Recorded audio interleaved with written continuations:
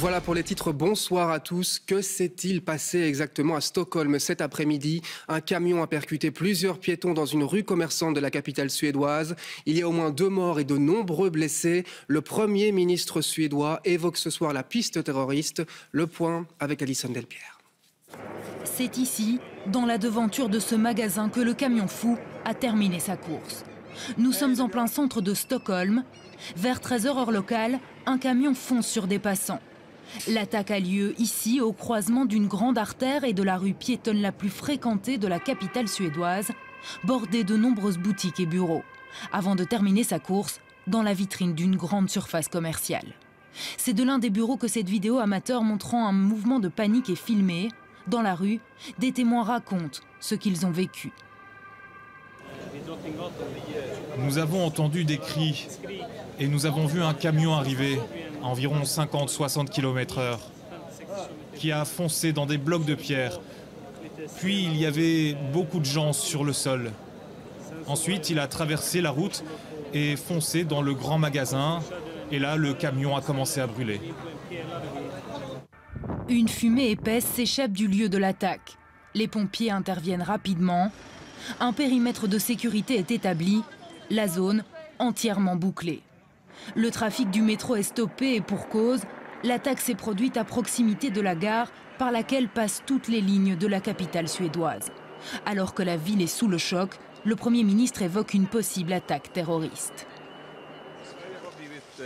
La Suède a été attaquée et tout indique qu'il s'agit d'un acte terroriste. Le gouvernement est évidemment informé. Nous recevons des informations continues. Le gouvernement fait tout pour soutenir les autorités qui sont en train de travailler. Le chauffeur du camion bélier est toujours en cavale et cela pourrait être cet homme activement recherché. Ces images diffusées par la police proviennent de vidéosurveillance se trouvant à proximité du lieu de l'attaque. Alors que le pays est en état d'alerte, le bilan est pour l'instant d'au moins 2 morts et d'une dizaine de blessés. Alors justement, qui est l'homme recherché par la police? Est-il lié aux événements de cet après-midi? Je vous propose d'écouter notre correspondant sur place, Jean-Paul Pouron. Il vient d'être rejoint par téléphone par Tidiam Kouach.